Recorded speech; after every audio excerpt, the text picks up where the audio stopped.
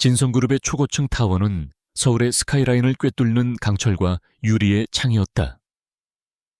그 꼭대기층, 70층에 위치한 CEO 사무실은 도시 전체를 발 아래에 둔 왕국이었다. 이 왕국은 젊은 왕, 강태민 25세, 이 통치하고 있었다. 그는 완벽하게 재단된 다크 네이비 슈트를 입고 있었으며 그의 잘생긴 얼굴은 어떤 감정도 드러내지 않는 얼음 가면 같았다. 그는 숫자에 냉혹했고 감정에는 무뎠다. 그의 완벽한 왕국을 빈틈없이 지탱하는 존재가 바로 이서연 22세이었다.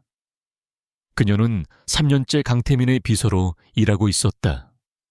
그녀는 아름다웠지만 스스로 그 아름다움을 지웠다. 화장기 없는 얼굴, 질끈 묶은 머리, 눈에 띄지 않는 무채색의 오피스룩. 그녀는 그림자처럼 움직였고 유령처럼 존재했다. 태민은 그녀를 이비서라고 불렀지만 그에게 그녀는 효율적인 도구, 그 이상도 이하도 아니었다. 오전 8시 정각. 태민이 사무실 문을 열고 들어서는 순간 이서연은 이미 그의 책상 위에 정확히 78도로 맞춘 아메리카노를 올려놓았다. 케냐 AA 원두의 미세한 산미가 공기 중에 퍼졌다. 태민은 커피를 한 모금 마시며 모니터를 켰다. 그가 확인하기도 전에 오늘의 브리핑 자료가 화면에 떠 있었다. 그는 고맙다는 말은커녕 그녀 쪽으로 눈길조차 주지 않았다. 3년 동안 그것이 그들의 일상이었다. 이서연은 강태민이라는 복잡한 기계를 작동시키는 완벽한 운영체제였다. 그녀는 그의 수면 패턴을 분석하여 최적의 미팅 시간을 조율했고 그의 미묘한 표정 변화를 읽고 그가 요구하기 전에 필요한 자료를 준비했다. 그녀는 그가 잊어버린 어머니의 기일에 맞춰 그의 개인 일정에 휴식을 표기했고 그가 알레르기 반응을 일으킬 수 있는 모든 음식을 그의 동선에서 차단했다. 하지만 강태민에게 이 모든 것은 당연한 것이었다. 그는 최고 연봉을 지불하고 있었고 그 대가로 완벽한 보좌를 요구했다. 그에게 이서연의 유능함은 그가 구입한 값비싼 스위스 시계의 정확성 같은 것이었다. 그것은 감탄의 대상이 아니라 제대로 작동해야만 하는 기능일 뿐이었다. 그는 그녀의 헌신이나 통찰력을 알아볼 생각이 전혀 없었다. 그날 오후 사무실의 공기는 유난히 무거웠다. 수조 원이 걸린 미국 이노바테크 다이나믹스와의 인수합병 계약서 최종본이 태민의 책상 위에 올라와 있었다. 진성그룹의 미래가 걸린 중대한 계약이었다. 태민과 법무팀, 재무팀이 몇 주간 밤샘하며 매달린 결과물이었다. 모든 검토가 끝났고 이제 그의 최종 서명만을 남겨두고 있었다. 태민은 몽블랑 만년필을 들어 잉크가 종이에 닿기 직전이었다. 바로 그때 사무실의 정막을 깨는 맑은 목소리가 들려왔다. 대표님, 잠시만 기다려 주십시오. 이서연이었다. 그녀는 늘 그렇듯 그의 책상에서 몇 걸음 떨어진 곳에 서 있었다. 태민의 미간이 좁혀졌다. 그는 서명을 멈추고 고개를 들지 않은 채 차갑게 물었다. 무슨 일이지? 이 비서. 그의 목소리에는 자신의 중요한 순간을 방해한 것에 대한 노골적인 불쾌감이 담겨 있었다. 그는 이서연이 자신의 커피 취향이나 넥타이 색깔에 대해서는 조언할 수 있어도 이런 중대한 경영 판단에 끼어드는 것은 용납할 수 없었다. 지금은 한가한 잡담을 들을 시간이 없다. 용것만 간단히 말해 이서연은 그의 싸늘한 시선에도 흔들림 없이 입을 열었다. 47페이지 11조 3항 책임 전가 조항에 관한 것입니다. 그녀의 목소리는 낮고 차분했지만 그 안에는 의심할 여지 없는 확신이 담겨 있었다. 태민은 코웃음을 쳤다. 그 조항은 대한민국 최고의 로펌 변호사들이 10번도 더 검토한 내용이다. 비서실에서 법률 자문까지 하나 그의 비아냥거림에도 서연은 표정 하나 바꾸지 않았다. 면책 조항의 영문 번역본과 국문본 사이에 미묘하지만 치명적인 해석의 차이가 있습니다. 이대로 계약이 체결될 경우 진성그룹은 인수 후 발생할 부채뿐만 아니라 이노바테크가 숨기고 있는 기존의 잠재적 부채까지 모두 승계하게 될 위험이 있습니다. 그녀는 정확한 조항 번호를 짚었다. 8B 브록과의 상호 참조 조항이 누락되었습니다. 태민의 얼굴에서 비웃음이 사라졌다. 그는 날카로운 눈으로 서연을 노려보았다. 그녀가 감히 자신의 판단과 최고 법무팀의 결론을 정면으로 반박한 것이다. 하지만 그의 본능적인 직감이 경고를 울렸다. 그는 즉시 법무팀장에게 인터컴을 연결했다. 김 팀장, 당장 내 사무실로 와. 47페이지 11조 3항. 지금 당장 확인해. 몇 분 후 창백해진 얼굴의 법무팀장이 사무실로 뛰어 들어왔다. 그는 태민의 솥을 퍼런 기세에 눌려 떨리는 손으로 문서를 뒤적였다. 태민은 만년필을 책상에 소리나게 내려놓고는 팔짱을 낀 채 그들을 지켜보았다. 사무실 안에는 태민의 신경질적인 구두발 소리만 울렸다. 법무팀장은 식은땀을 흘리며 조항을 재검토했다. 시간이 영원처럼 흘러갔다. 마침내 그가 입을 열었을 때 그의 목소리는 거의 기어들어가고 있었다. 대표님, 이 비서의 말이 맞습니다. 번역 과정에서 중대한 실수가 있었습니다. 이대로 서명하셨다면 회사는 최소 수천억 원의 손실을 입을 뻔했습니다. 순간 사무실의 공기가 얼어붙었다. 태민의 얼굴이 돌처럼 굳었다. 그는 수조 원짜리 재앙을 막아낸 안도감보다 자신의 완벽한 시스템에 구멍이 뚫렸다는 사실, 그리고 그 구멍을 자신이 아닌 비서가 찾아냈다는 사실에 대한 참을 수 없는 굴욕감을 느꼈다. 그는 법무팀장을 향해 불호령을 내렸다. 전원 해고될 각오해. 당장 꺼져. 법무팀장이 허둥지둥 사무실을 빠져나가자 방 안에는 태민과 서연, 단둘만 남았다. 태민은 천천히 자리에서 일어났다. 그는 25세의 젊은 나이에 이 거대한 제국을 물려받았고 자신의 능력을 증명하기 위해 강박적으로 완벽을 추구해왔다. 그런 그에게 이서연의 지적은 구원이 아니라 자신의 권위에 대한 정면 도전처럼 느껴졌다. 그는 서연에게 천천히 다가갔다. 그녀는 여전히 고개를 숙인 채 그의 처분을 기다리고 있었다. 감사의 말이 나와야 할 순간이었다. 하지만 태민의 입에서 나온 것은 얼음장보다 차가운 질책이었다. 누가 감히 이 비서에게 법률 검토를 하라고 했지. 그의 목소리는 분노로 낮게 깔려 있었다. 서연은 말없이 서 있었다. 태민은 그녀의 바로 앞에 서서 그녀를 내려다보며 말을 이었다. 당신 임무는 내 스케줄을 관리하고 커피를 가져오는 거야. 수조 원짜리 계약에 감놔라, 배놔라 하는 게 아니라 명백한 월권 행위다. 당신이 뭔데 내 법무팀의 결정을 뒤집어. 그는 자신의 치부를 들킨 것에 대한 분노를 애꿎은 그녀에게 쏟아내고 있었다. 이것이 3년의 헌신에 대한 대가였다. 0995일. 이서연은 그 시간 동안 자신의 삶을 지우고 오직 강태민이라는 한 사람을 위해 존재했다. 그가 잊어버린 어머니의 기일도, 그가 선호하는 원두의 미묘한 산미도, 그가 잠 못 이루는 밤을 위해 준비했던 허브티도, 이 모든 헌신과 통찰력은 그에게 아무런 의미가 없었다. 자신은 그저 커피나 타는 기계일 뿐이었다. 서연은 천천히 고개를 들었다. 3년 만에 처음으로 그녀는 강태민의 눈을 정면으로 바라보았다. 그녀의 눈은 22살의 나이답지 않게 깊고 고요했지만 그 안에는 어떤 감정도 담겨 있지 않았다.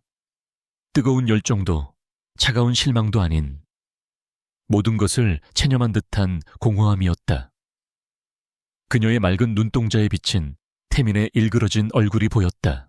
그녀는 기계적으로 입을 열었다. 죄송합니다. 대표님, 다시는 이런 일이 없도록 하겠습니다. 그녀의 목소리에는 어떠한 감정의 동요도 없었다. 그녀는 로봇처럼 90도로 허리를 숙여 인사하고는 조용히 사무실을 나갔다. 태민은 그녀의 그 공허한 눈빛이 이상하게 마음에 걸렸지만 이내 자신의 권위를 다시 세웠다는 만족감에 젖어 불쾌감을 털어버렸다. 그날 밤 이서연은 자신의 작은 원룸으로 돌아왔다. 그녀는 지난 3년간 입었던 무채색의 유니폼 같은 정장들을 모두 쓰레기 봉투에 담았다. 그리고 지난 몇 달간 조금씩 준비해왔던 작은 캐리어를 꺼냈다. 그녀는 노트북을 열어 자신이 구축했던 강태민의 완벽한 스케줄 관리 시스템과 모든 개인 데이터를 마지막으로 백업한 뒤 깨끗하게 삭제했다. 그녀의 흔적은 어디에도 남지 않았다. 다음 날 아침, 강태민은 평소와 같은 시간에 출근했다. 하지만 사무실은 이상하리만치 고요했다. 그가 가장 선호하는 78도의 아메리카노 향이 나지 않았다. 이서연은 늘 그보다 30분 먼저 출근해 모든 것을 준비해두곤 했다. 태민은 미간을 찌푸리며 비서실을 바라보았지만 그곳은 텅 비어 있었다. 그는 짜증스럽게 혀를 차며 자신의 사무실로 들어섰다. 그의 책상 위에는 완벽하게 정리된 보고서 더미 대신 하얀색 봉투 하나만 덩그러니 놓여 있었다. 태민은 불길한 예감에 휩싸여 봉투를 집어들었다. 사직서. 내용은 간결했다. 일신상의 사유로 금일부로 사직합니다. 서명란에는 이서연이라는 세 글자가 그녀의 성격처럼 단정하게 적혀 있었다. 태민은 사직서를 든 채 그 자리에 얼어붙었다. 단지 비서 한 명이 그만둔 것뿐이었다. 당장 사람을 구하면 그만이었다. 하지만 왜인지 모르게 거대한 왕국의 심장이 멈춘 듯한 불안감이 그의 온몸을 감쌌다. 그는 3년 동안 단 한 번도 제대로 바라보지 않았던 빈자리를 응시했다. 그제야 그는 깨달았다. 자신의 완벽한 세계를 지탱하던 기둥 하나가 소리 없이 무너져 내렸다는 것을. 강태민은 새하얀 사직서를 든 채 몇 분간 그 자리에 서 있었다. 그의 첫 반응은 상실감이 아니었다. 그것은 배신감에 가까운 분노였다. 감히 자신의 허락도 없이 이 완벽한 왕국에서 스스로 이탈한 부품에 대한 불쾌감이었다. 그는 이서연이라는 비서가 대체 불가능할 것이라고는 꿈에도 생각해 본 적이 없었다. 그는 차갑게 코웃음을 쳤다. 비서 따위 새로 구하면 그만이지. 그는 즉시 인사팀장에게 전화를 걸었다. 그의 목소리는 평소보다 더 날카롭고 냉정했다. 이 비서가 사직했으니 당장 대체 인력을 올려보내. 비서실 인력풀에서 가장 유능한 사람으로. 지금 당장. 그는 유능한이라는 단어에 힘을 주었다. 마치 이서연의 빈자리는 그 어떤 유능함으로도 즉시 채워질 수 있다는 것을 증명하고 싶다는 듯이. 하지만 이서연이 없는 첫날은 그가 상상했던 것과는 완전히 다르게 흘러갔다. 그의 완벽했던 세계는 아주 사소한 부분부터 균열이 가기 시작했다. 1시간 뒤 인사팀에서 급파한 박민지 과장이 그의 사무실로 들어왔다. 그녀는 10년차 베테랑 비서였고 경력만으로는 이서연을 압도했다. 그녀는 긴장한 기색이 역력한 얼굴로 태민에게 깍듯하게 인사했다. 첫 번째 임무는 커피였다. 박 과장은 능숙하게 최고급 원두 머신을 다뤄 아메리카노를 내왔다. 태민은 서류에서 눈을 떼지 않은 채 커피를 한 모금 마셨다. 그리고는 그대로 뿜어낼 뻔한 것을 간신히 참았다. 끔찍하게 쓰거나 시큼한 맛이 혀를 찔렀다. 그는 인상을 구기며 컵을 책상에 소리나게 내려놓았다. 이게 뭐지? 박 과장의 어깨가 움츠러들었다. 대표님께서 즐겨 드시는 케냐 A 원두로 내린 아메리카노입니다. 태미는 얼음장 같은 목소리로 말했다. 이건 내가 마시는 커피가 아니야. 내 입맛도 확인 안 했나. 이 비서는 항상 78도로 온도를 맞추고 산미 밸런스를 조절했어. 기본적인 인수인계도 못 받았나. 박 과장은 당황한 얼굴로 변명했다. 그게 이서연 씨의 업무 파일에는 대표님의 개인 취향에 대한 기록이 전혀 남아있지 않았습니다. 모든 데이터가 깨끗하게 포맷되어 있었습니다. 태민의 미간이 더욱 좁혀졌다. 고의적인 삭제였다. 단순한 사직이 아니라 명백한 태업이었다. 그의 분노의 불이 붙기 시작했다. 커피는 시작에 불과했다. 재앙은 스케줄에서 터져나왔다. 10시로 예정되어 있던 이사회 임원진 미팅은 원래 이서연이 뉴욕지사와의 긴급 화상회의 때문에 11시로 미뤄두었어야 했다. 하지만 박 과장은 그 변경사항을 알지 못했다. 태민은 아무 생각 없이 10시에 회의실로 향했고 그곳에는 아무도 없었다. 뒤늦게 박 과장이 달려와 일정이 변경되었다고 보고했다. 태민은 그녀를 노려보았다. 왜 이런 기본적인 것도 확인하지 못했지? 박 과장은 거의 울상이 되어 말했다. 대표님의 개인 일정 관리 시스템에 접근 권한이 없습니다. 이서연 씨가 모든 보안 설정을 개인화해 두었고 저희 쪽에서는 접근이 불가능합니다. 강태민은 자신의 태블릿을 열었지만 그가 보던 직관적인 인터페이스 대신 복잡하고 뒤죽박죽인 기본 캘린더만 나타났다. 그제야 그는 깨달았다. 이서연은 단순히 일정을 입력하는 사람이 아니었다.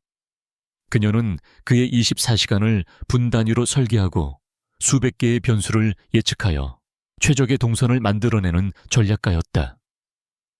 그녀는 그의 두뇌와 연결된 외장 하드디스크였고 이제 그 연결이 강제로 끊어진 것이다. 그는 갑자기 자신의 왕국에서 눈을 가린 채 걷는 기분이 들었다. 사무실은 순식간에 혼돈에 빠졌다. 평소라면 이서연이 완벽하게 차단했을 자질구레한 보고, 전화와 불필요한 결제 요청이 태민에게 직접 쏟아졌다. 그는 10분마다 걸려오는 인터컴에 신경질적으로 반응해야 했다. 박민지 과장은 밀려드는 업무를 감당하지 못하고 허둥댔다. 그녀는 유능한 비서였지만 강태민이라는 특수한 사용자를 다루기에는 역부족이었다. 오후에 있을 싱가포르 투자자 미팅 자료 당장 가져와. 태민이 소리쳤다. 박 과장은 땀을 뻘뻘 흘리며 디지털 아카이브를 뒤졌다. 대표님, 싱가포르로 검색되는 파일이 수백 개입니다. 정확히 어떤 자료를 말씀하시는? 태민은 책상을 주먹으로 내리칠 뻔했다. 이서연이었다면 그가 싱가포르라는 단어를 꺼내기도 전에 이미 인쇄된 보고서를 그의 책상 위에 올려놓았을 것이다. 그녀는 파일명 최종, 진짜 최종, 수정본 웰블 구브자체 사이에서 그가 진정으로 원하는 단 하나의 버전을 귀신같이 찾아냈다. 그는 짜증을 억누르며 소리쳤다. 지난주 재무팀에서 올린 수익성 분석 보고서 말이야. 그것도 모르나. 그는 자신이 지금 무슨 말을 하고 있는지도 몰랐다. 그는 그저 이 답답한 상황에서 벗어나고 싶었다. 혼란은 업무에만 국한되지 않았다. 사무실의 공기마저 그를 괴롭혔다. 평소 이서연은 날씨와 그의 컨디션에 따라 사무실의 온도와 습도, 심지어 조명의 밝기까지 미세하게 조절했다. 비 오는 날이면 그가 좋아하는 은은한 재즈를 배경음악으로 깔아두기도 했다. 하지만 지금 사무실은 인공적인 형광등 불빛 아래 숨막히게 건조했고 에어컨 바람은 불쾌하게 차가웠다. 완벽하게 통제되던 그의 세계는 소음과 혼란, 그리고 불쾌감으로 가득 찼다. 태민은 박민지 과장에게 모든 분노를 쏟아냈다. 당신은 10년 경력자라면서 이 정도 일도 처리 못해 커피 하나 제대로 못하고 파일 하나 못 찾아. 그의 날카로운 질책에 박 과장의 눈시울이 붉어졌지만 태민은 아랑곳하지 않았다. 하지만 그의 분노는 사실 박 과장을 향한 것이 아니었다. 그는 이 모든 혼란을 야기하고 사라져버린 이서연에게 화가 난 것이었다. 감히 자신의 완벽한 시스템을 마비시킨 그녀의 대담함에, 그리고 자신이 그토록 사소하게 여겼던 존재에게 이토록 심하게 의존하고 있었다는 사실에 대한 참을 수 없는 모멸감을 느꼈다. 그날 오후 결정적인 사건이 터졌다. 어제 이서연이 목숨을 걸고 막아냈던 이노바테크 다이나믹스 인수건과 관련하여 상대 측 미국 본사에서 긴급 수정 조항을 보내왔다. 어제 지적된 법률적 문제를 보완한 새로운 부속 합의서였다. 법무팀에서는 검토를 마쳤고 태민의 최종 승인만 남은 상황이었다. 태민은 문서를 검토하기 위해 어제 이서연이 언급했던 B 브록의 원본 자료를 찾아보라고 지시했다. 박 과장, 어제 이 비서가 이노바테크 건 관련해서 따로 정리해둔 리스크 분석 보고서가 있을 거야. 그것 좀 찾아와. 그는 당연히 공식적인 업무 파일 어딘가에 저장되어 있을 것이라 생각했다. 박민지 과장은 30분 넘게 모든 서버를 뒤졌지만 결국 빈손으로 돌아왔다. 그녀는 겁에 질린 목소리로 보고했다. 대표님, 공식 아카이브에는 법무팀의 표준 보고서 외에 이서연 씨가 개인적으로 작성한 그 어떤 분석 자료도 존재하지 않습니다. 어제 그녀가 지적했던 내용은 아마도 그녀의 개인 작업 파일에만 있었던 것 같습니다. 태민은 그 자리에 얼어붙었다. 이서연이 포맷한 것은 단순히 커피 취향이나 일정표가 아니었다. 그녀는 지난 3년간 강태민의 제국을 지탱해왔던, 공식적이지는 않지만 가장 치명적이었던 비공식 데이터베이스 자체를 가지고 사라진 것이다. 그녀는 자신이 단순한 커피 배달부가 아님을, 자신이 이 회사의 핵심적인 두뇌의 일부였음을 이런 식으로 증명한 것이다. 그는 어제 자신이 그녀에게 퍼부었던 모욕적인 언사들을 떠올렸다. 당신 임무는 커피를 가져오는 거야.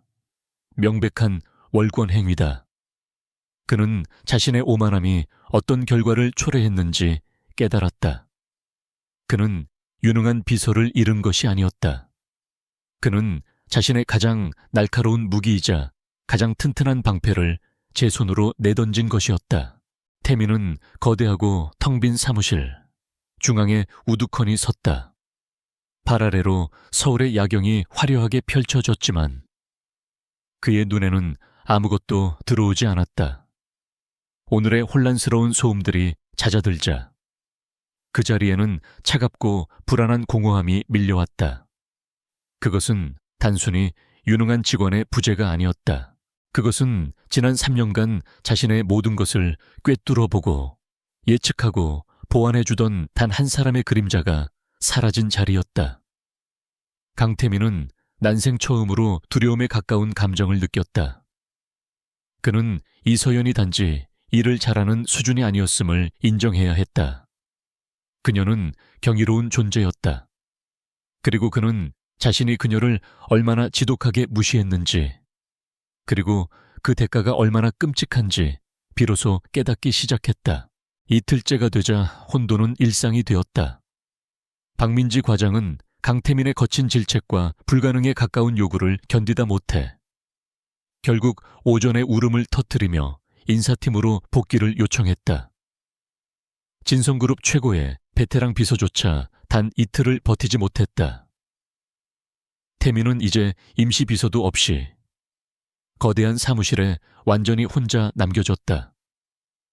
전화벨은 미친 듯이 울려댔고 모니터에는 수백 개의 미확인 이메일이 쌓여갔다.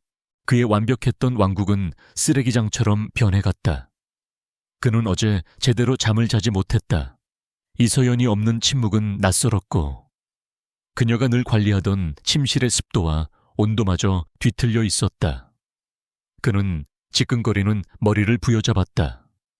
바로 그때 이노바테크 건을 담당하는 법무팀장에게서 다급한 전화가 걸려왔다.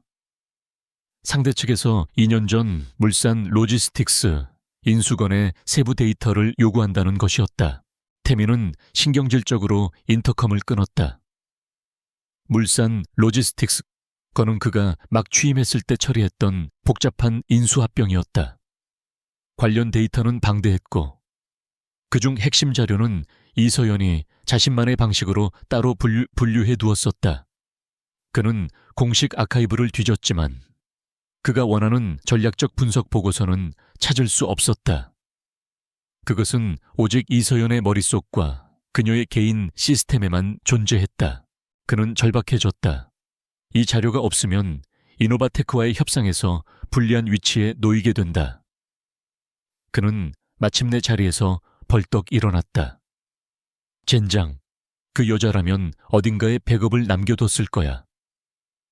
그는 자신의 사무실을 가로질러 비서실, 이서연이 사용하던 책상으로 향했다.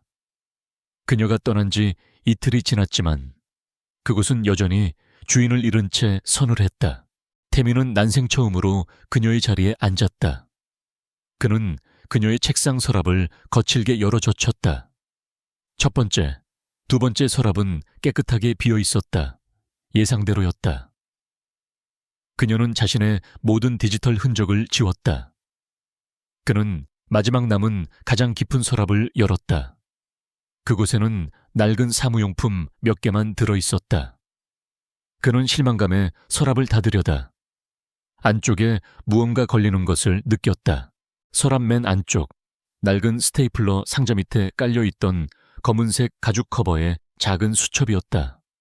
그것은 회사 비품이 아니었다.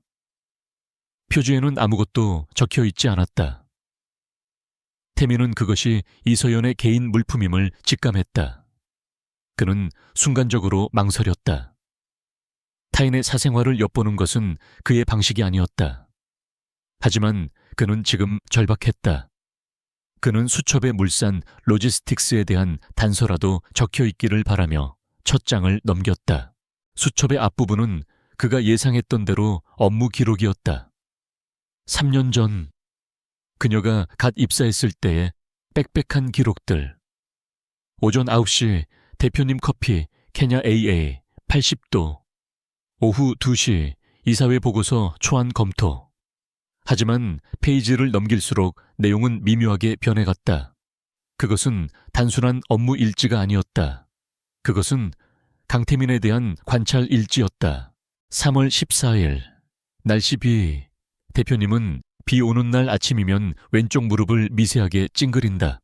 오래된 부상인 듯하다. 사무실, 실내 온도를 평소보다 2도 높게 설정했다. 오후 미팅 전 진저티 꿀 첨가를 준비했다. 커피는 위장에 부담을 줄 수 있다. 태민은 숨이 멎는 듯했다. 그는 10대 시절 농구 시합에서 입었던 무릎 부상이 있었고 비 오는 날이면 어김없이 쑤셔왔다. 하지만 그는 그것을 누구에게도 말한 적이 없었다. 그는 자신이 그런 날이면 더 날카롭게 군다는 것을 몰랐지만 이서연은 알고 있었다. 그리고 그녀는 그가 모르는 사이에 그를 보살피고 있었다. 그는 떨리는 손으로 다음 페이지를 넘겼다. 6월 22일 대표님은 아침을 걸으셨다. 오전 내내 신경이 날카롭고 넥타이를 푸는 습관을 보였다. 점심 미팅 전 간단한 핑거푸드와 다크초콜릿 밀크 초콜릿은 선호하지 않으심을 준비에 채 넣어두었다. 스트레스 지수가 높을 때는 단 것이 필요하다. 그의 머릿속이 하얘졌다. 그는 자신이 스트레스를 받을 때 넥타이를 만진다는 사실을 지금 이 순간 처음 알았다. 이서연은 그의 잠재의식적인 습관까지 파악하고 있었다. 그녀는 그의 비서가 아니었다.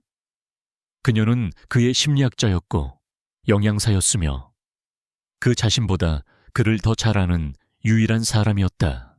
그는 미친 듯이 수첩을 넘겼다. 거기에는 그가 잊고 지냈던 수많은 순간들이 기록되어 있었다. 그가 선호하는 셔츠의 미세한 질감 차이, 그가 공식 석상에서는 재즈를 좋아한다고 말하지만 혼자 있을 때는 쇼팽을 듣는다는 것. 그가 특정 임원과의 회의 후에는 항상 두통을 호소한다는 사실까지. 그녀는 그 모든 것을 알고 있었고 그에 맞춰 보이지 않는 곳에서 대응하고 있었다.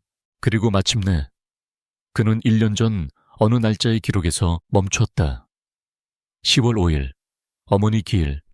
대표님은 올해도 잊으신 듯하다. 오후 4시 이후 모든 일정을 개인 용무로 비워두었다. 퇴근길에 들르실 수 있도록 자택에 백합을 주문했다. 그는 혼자 있는 시간이 필요하다. 태미는 수첩을 손에 쥔 채 그 자리에 얼어붙었다. 10월 5일, 그의 어머니가 돌아가신 날. 그는 작년 그날, 왜인지 모르게 일찍 퇴근했던 것을 기억해냈다. 그리고 텅 빈 펜트하우스에 들어섰을 때 식탁 위에 놓여있던 우아한 백합 꽃다발도 기억났다. 그는 당연히 저택관리인이 준비한 것이라 생각하고 무심코 지나쳤었다. 그는 잊고 있었다. 하지만 이소연은 기억하고 있었다. 3년 동안 자신을 완벽한 기계처럼 대했던 상사에 그 상사조차 잊어버린 가장 깊은 슬픔의 날을 그녀는 챙기고 있었다. 그는 그녀를 커피나 가져오는 기계에 취급했다. 하지만 그녀는 그를 한 명의 인간으로, 상처받기 쉬운 한 남자로 대하고 있었다. 그 순간 지독한 깨달음이 그의 심장을 강타했다. 지난 이틀간 그를 괴롭혔던 혼란과 분노, 그리고 사무실을 가득 채웠던 참을 수 없는 공허함의 정체를 깨달았다. 그는 유능한 직원을 잃어서 불편했던 것이 아니었다. 그는 자신의 삶을 지탱해주던 유일한 기둥을 잃었던 것이다. 그는 이소연이 없는 이 공간이 왜 이토록 춥고 낯선지 알게 되었다. 그것은 그녀의 존재감 때문이었다. 늘 그림자처럼 조용히 서 있던 그녀. 한 번도 제대로 눈길을 주지 않았던 그녀가 사실은 이 왕국 전체를 떠받치고 있었다. 그는 그녀의 유능함에 의존했던 것이 아니라 그녀의 보살핌에, 그녀의 존재 자체에 중독되어 있었다. 태미는 수첩을 쥔 손을 부들부들 떨었다. 어제 자신이 그녀에게 퍼부었던 잔인한 말들이 귀에 메아리 쳤다. 당신 임무는 커피를 가져오는 거야. 그는 자신의 오만함이 무엇을 부쉈는지 직시했다. 그는 단순한 충성심을 배신한 것이 아니었다. 그는 자신을 향한 깊고 헌신적인 마음을, 사랑이라고 부를 수밖에 없는 그 감정을 자신의 손으로 무참히 짓밟아버린 것이다. 낮은 신음이 그의 입에서 터져 나왔다. 충격이었다. 그는 이성적이고 논리적인 인간이었다. 사랑 따위는 나약한 자들의 변명이라고 생각했다. 하지만 지금 그가 느끼는 이 가슴을 찢는 듯한 상실감, 이 미칠 듯한 후회, 이것은 사랑이 아니면 설명할 수 없었다. 그는 3년 동안 자신을 사랑해준 여자를 몰랐고 이제 그녀가 떠난 뒤에야 자신이 그녀를 사랑했다는 사실을 깨달았다. 태미는 이서연의 빈 의자에 깊숙이 몸을 묻었다. 의자에는 그녀의 천 대신 차가운 공기만 남아 있었지만 그는 희미하게 남아있는 그녀의 샴푸, 향을 맡을 수 있었다. 그는 수첩을 가슴에 품은 채 거대한 유리창 너머로 펼쳐진 도시를 망연자실하게 바라보았다. 그의 완벽했던 세계는 완전히 무너져 내렸고 그는 그 폐허 속에서 지독히도 외로웠다. 모든 것은 그의 오만함이 자초한 결과였다. 강태민이 무너진 왕국에서 후회의 무게에 짓눌려 있던 그 시각. 서울에서 수백 킬로미터 떨어진 남쪽의 한적한 항구 도시. 통영은 눈부신 햇살 아래 반짝이고 있었다. 강철과 유리의 감옥 같던 70층의 CEO 사무실과는 달리 이곳의 공기는 바다 소금과 싱그러운 해풍, 그리고 짙은 꽃 향기로 가득 차 있었다. 회색빛 도시의 소음 대신 갈매기의 울음소리와 잔잔한 파도 소리가 배경음악처럼 깔렸다. 이 평화로운 풍경 속에 완전히 다른 사람이 된 이서연이 있었다. 진성그룹의 이 비서는 더 이상 존재하지 않았다. 질끈 묶었던 검은 머리카락은 어깨에 닿을 듯 말 듯 산뜻한 단발이 되어 바람에 흩날렸다. 그녀의 얼굴을 가렸던 무거운 안경도 사라졌다.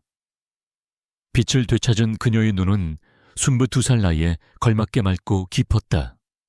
몸을 조이던 무채색의 정장 대신 그녀는 하늘색 리넨 원피스를 입고 있었다. 그녀의 가장 큰 변화는 표정이었다. 3년간 강태민 앞에서는 단 한 번도 보이지 않았던 부드럽고 잔잔한 미소였다. 그녀는 더 이상 시간을 분 단위로 쪼개어 살지 않았다. 그녀는 천천히 걸었고 깊게 숨을 쉬었으며 눈앞의 풍경을 온전히 즐겼다. 그녀는 갤러리 온 웬이라는 작은 미술관에서 새로운 일을 시작했다. 오래된 적상아욱을 개조한 이곳은 바다가 바로 내다보이는 언덕 위에 자리 잡고 있었다. 사무실은 오래된 나무 기둥과 하얀 벽, 그리고 통유리창으로 들어오는 자연광으로 가득 차 있었다. 인공적인 형광등 불빛과 숨막히는 공기청정기, 소음 대신 이곳은 오래된 목재의 냄새와 유화 물감 냄새, 그리고 바다 냄새가 어우러져 있었다. 그녀의 일은 더 이상 누군가의 그림자가 되는 것이 아니었다.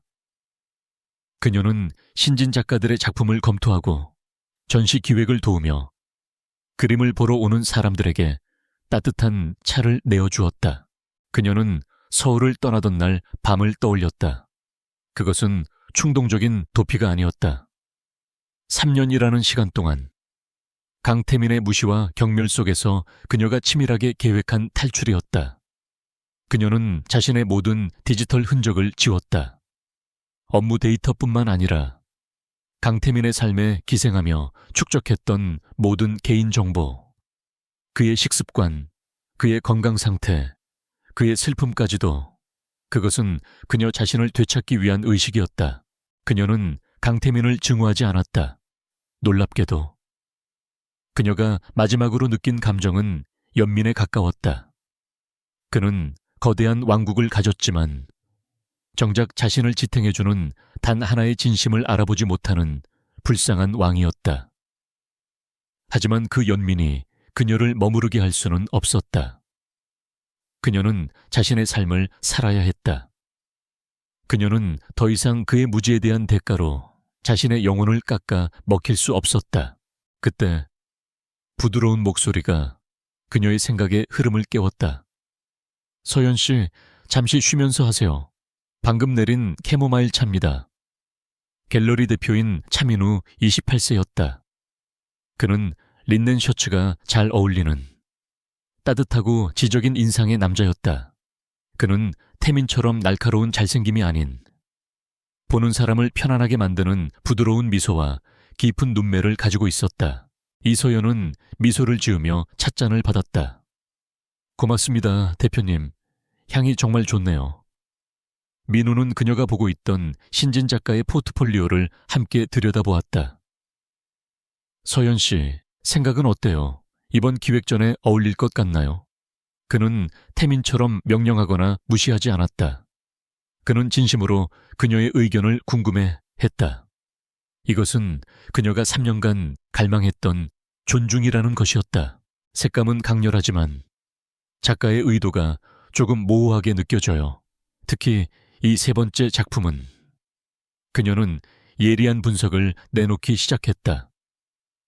과거 강태민의 M&A 전략 보고서에 허점을 찾아내던 그 날카로운 통찰력이 이제는 예술 작품을 분석하는 데 쓰이고 있었다. 그녀는 작품의 구도와 재료, 작가의 배경까지 고려하며 자신의 견해를 논리적으로 설명했다. 차민우는 감탄한 눈으로 그녀를 바라보았다. 그는 한 달 전 면접을 보러 온 이서연을 기억했다. 그녀의 이력서는 서울 소재 대기업 3년 근무, 행정보조라는 단출한 한 줄이 전부였다.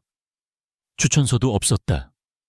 하지만 민우는 그녀의 차분한 말투와 공허해 보이면서도 동시에 모든 것을 꿰뚫어 보는 듯한 깊은 눈빛에서 비범함을 직감했다. 그는 그녀가 어떤 과거를 가졌는지 묻지 않았다. 그는 단지 그녀가 가진 지성과 섬세한 감수성을 알아보았다. 그는 그녀에게 갤러리의 단순한 사무직이 아닌 큐레이팅 보조라는 중책을 맡겼다. 그리고 이서연은 그의 기대를 뛰어넘어 놀라운 속도로 적응하고 자신의 재능을 꽃피우고 있었다. 그는 그녀의 아름다움뿐만 아니라 그녀의 지성에 매료되고 있었다. 서연 씨의 분석은 항상 핵심을 짚네요. 덕분에 갤러리 수준이 한 단계 높아진 것 같아요. 민우는 진심 어린 칭찬을 건넸다. 이서연의 뺨이 살짝 붉어졌다. 3년 동안 들어왔던 월권행위라는 질책 대신 존중과 칭찬을 받는 것은 여전히 낯설지만 기분 좋은 경험이었다. 그녀는 이곳에서 비로소 한 명의 온전한 인격체로 대우받고 있었다. 저녁이 되어 갤러리 문을 닫을 시간이 되었다. 태민의 사무실에서는 퇴근 시간이 정해져 있지 않았다. 그의 기분과 스케줄에 따라 그녀의 시간은 고무줄처럼 늘어났다. 하지만 이곳에서는 정시 퇴근이 원칙이었다. 민우는 오늘도 수고 많았어요. 저녁 맛있게 먹고 내일 봐요. 라며 다정하게 손을 흔들어 주었다. 서연은 갤러리를 나와 천천히 바닷가 산책로를 걸었다. 그녀는 작은 어촌 마을에 방을 얻었다. 서울의 답답한 원룸과는 비교도 안 되는 창문을 열면 바로 바다가 보이는 작은 집이었다. 그녀는 더 이상 편의점 도시락으로 끼니를 때우지 않았다. 근처 시장에서 신선한 해산물과 채소를 사서 직접 요리를 해 먹었다. 그녀는 해변에 잠시 멈춰 섰다. 노을이 수평선을 붉게 물들이고 있었다. 서울의 빌딩 숲 사이로 억지로 비집고 들어오던 인공적인 야경과는 차원이 다른 장엄하고 평화로운 풍경이었다. 그녀는 신발을 벗고 부드러운 모래에 감촉을 느꼈다. 차가운 바닷물이 발끝을 간지렸다. 강태민의 사무실에서 느꼈던 살얼음판 같은 긴장감은 이제 없었다. 그녀는 깊게 숨을 들이마셨다.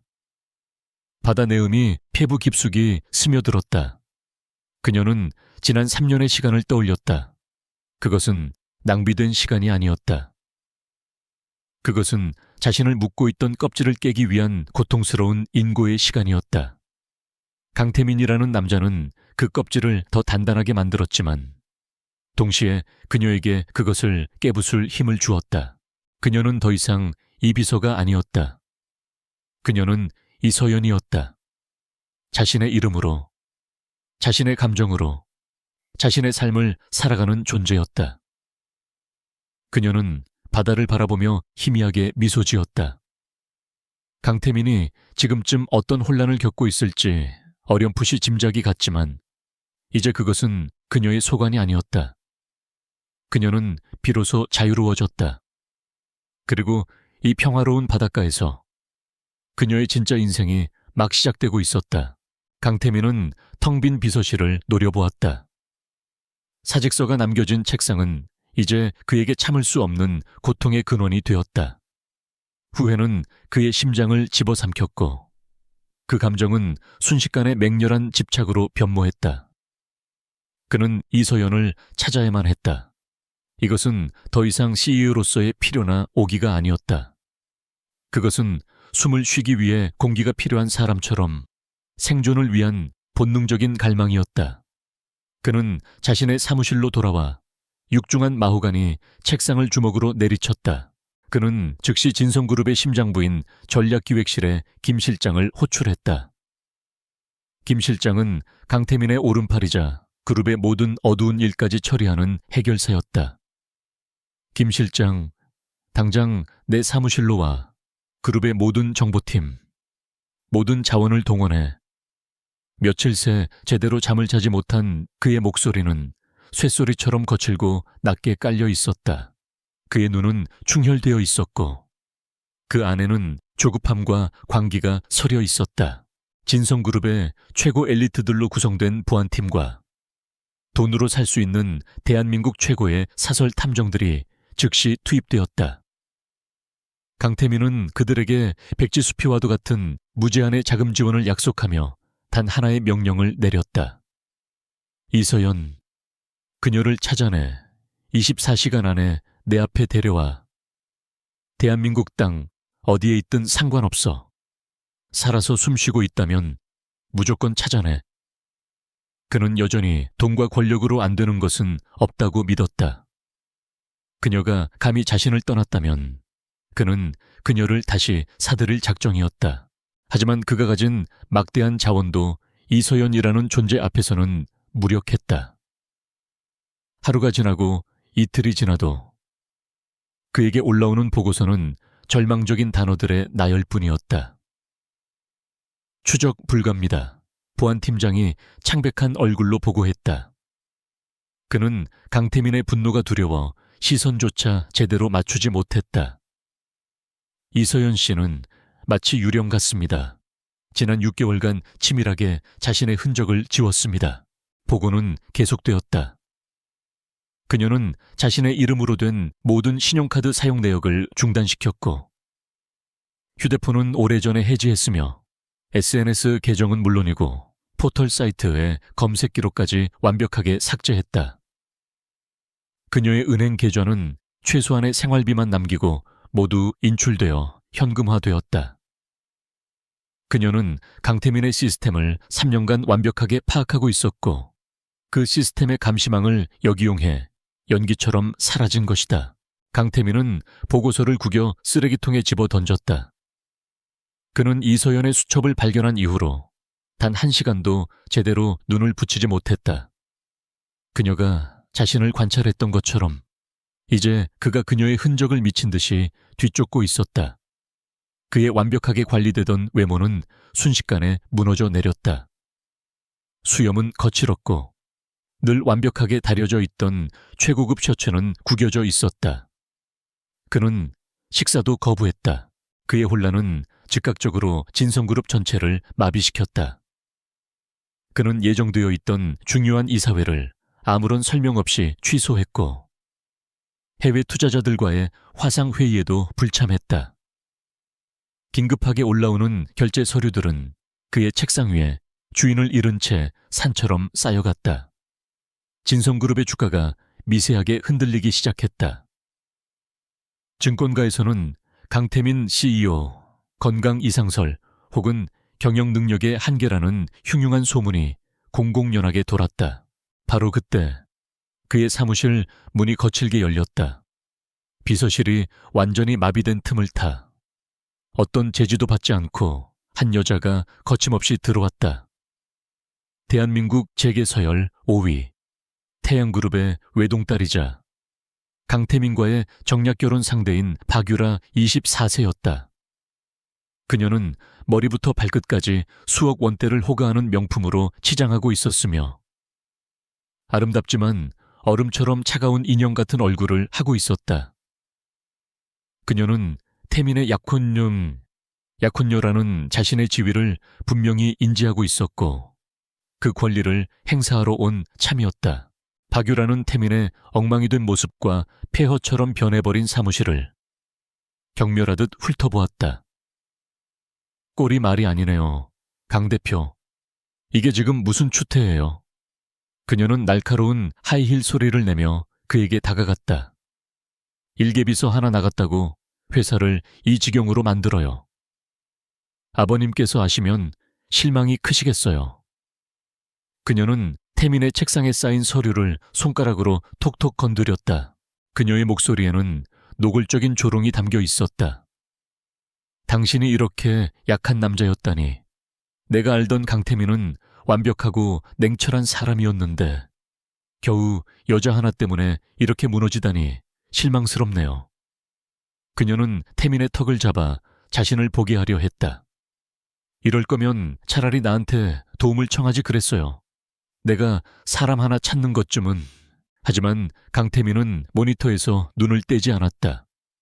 그의 눈은 이서연의 3년 전 인사기록 카드 사진에 고정되어 있었다. 앳되고 긴장한 표정이지만 그 눈빛만은 지금과 변함없이 맑았다. 그는 박유라가 방 안에 있다는 사실조차 인지하지 못하는 듯 했다. 그의 모든 신경은 오직 이서연이라는 단 하나의 존재에게만 집중되어 있었다. 박유라는 자신의 존재가 완벽하게 무시당하자 자존심에 큰 상처를 입었다. 그녀는 태어나서 단 한 번도 누군가에게 이런 취급을 받아본 적이 없었다. 그녀는 분노에 차 목소리를 높였다. 강태민, 내 말 듣고 있어요. 당신은 지금 우리 두 가문의 미래가 걸린 일을 망치고 있는 거라고요. 당장 정신 차리지 못해.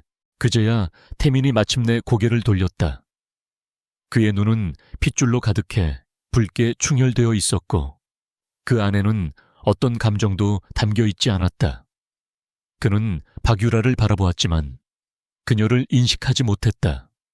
그녀는 그에게 길가의 돌멩이나 사무실의 가구와 다를 바 없는 존재였다. 태민은 갈라진 목소리로 하지만 얼음장처럼 차갑게 말했다. 나가. 박유라는 순간 말문이 막혔다. 그녀는 자신의 귀를 의심했다. 뭐라고요? 당신 지금 나한테. 태민은 자리에서 천천히 일어났다. 그는 며칠간 먹지도 자지도 못했지만 그의 눈빛만은 광기로 번뜩였다. 그의 목소리는 지친 짐승의 으르렁거림 같았다. 당신이 누군지 관심 없어. 내 사무실에서 당장 꺼져. 이것은 그가 태양그룹의 후계자에게 그리고 자신의 정략결혼 상대에게 할 수 있는 가장 모욕적인 언사였다. 그는 단순히 박유라를 거부한 것이 아니었다. 그는 자신의 제국을 지탱해 온 정략결혼이라는 동맹을, 자신의 안락한 미래를, 그리고 강태민이라는 CEO의 지위 자체를 통째로 거부하고 있었다. 오직 이서연 하나를 위해 박유라는 치욕감에 얼굴이 새빨개졌다. 그녀는 부들부들 떨며 소리쳤다. 당신 반드시 후회하게 될 거야. 고작 비서 따위 때문에 이 모든 걸 잃게 될 거라고. 그녀는 바닥에 떨어진 보고서를 발로 걷어차고는 문을 거칠게 닫고 나갔다. 사무실에는 다시 지독한 적막이 찾아왔다. 박유라가 남긴 값비싼 향수 냄새가 태민의 신경을 거슬렀다. 태민은 잠시 비틀거렸지만 이내 다시 모니터 앞의 의자에 쓰러지듯 앉았다. 그는 박유라의 협박 따위는 안중에도 없었다. 그의 머릿속은 오직 단 하나의 생각, 이서연을 찾아야 한다는 절박함 뿐이었다. 그는 사설 탐정팀장에게 다시 전화를 걸었다. 그의 목소리는 이제 애원에 가까웠다. 전국을 다 뒤져 그녀가 갔을 만한 모든 곳, 그녀가 알던 모든 사람, 그녀가 읽었던 모든 책, 털끝 하나라도 찾아내. 비용은 얼마가 들어도 상관없어. 제발 찾아줘. 그는 수화기를 내려놓고 텅 빈 이서연의 자리를 바라보았다. 그 깨끗하게 비워진 책상이 마치 그의 심장처럼 텅 비어 있었다. 그는 이제야 자신의 오만함이 얼마나 끔찍한 대가를 치르게 했는지 깨달았다. 자신이 잃어버린 것은 유능한 비서가 아니라 자신의 세상 전부였다. 그리고 그는 그 세상을 되찾기 위해서라면 기꺼이 자신의 왕좌를 버릴 각오가 되어 있었다. 몇 주가 흘렀다. 강태민은 유령이 되었다. 그의 완벽했던 70층 펜트하우스 사무실은 이제 이서연 한 사람을 찾기 위한 전쟁 상황실로 변해 있었다. 벽에는 대한민국 전도가 붙었고 그녀가 갈 만한 모든 장소가 붉은 핀으로 표시되었다. 하지만 그 핀들은 추측일 뿐 확증이 아니었다. 그는 창백했고 면도도 하지 않았으며 최고급 슈트는 잠옷처럼 구겨져 있었다.